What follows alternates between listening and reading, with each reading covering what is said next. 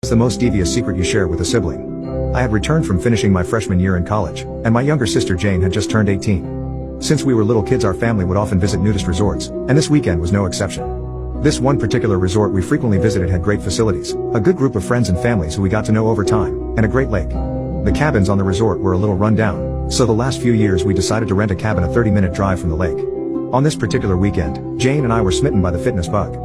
I was trying to get in better shape for the girls at college, and she was about to go to college hoping to make the track team. The first morning we decided we would bike to the lake from our cabin, which took a little more than an hour. When we finally got to the lake, we immediately stripped down but decided to keep our fitness kick going and went for a long run and swim. We felt like triathletes. It was great. After our hours of working out, we met our parents on the beach. They drove down and brought an enormous cooler full of picnic snacks, and some drinks. It was the perfect way to follow up an entire morning of working out. We ate, drank, and relaxed completely nude. As the late afternoon rolled by, however, our dinner plans back at the cabin drew us home before sundown. That's when it hit Jane and I. We were looking at a long uphill bike ride home. After a full active day, the hot sun, and a large picnic, that was the last thing either of us wanted to do. We also hated putting our clothes back on after the lake and were used to driving home and spending the rest of the night nude at home.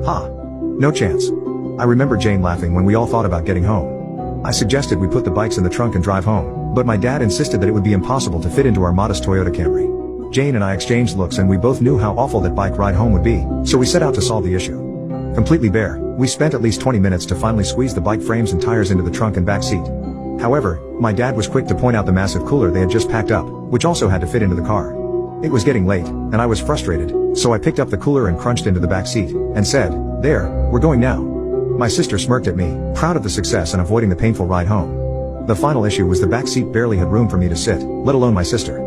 At this point, however, there was no turning back, so the only solution was for me to take the back seat and Jane to sit on my lap. My parents expressed some safety concerns, but Jane had no problem and insisted we do it. At this point, we were dead tired and just dying to get home.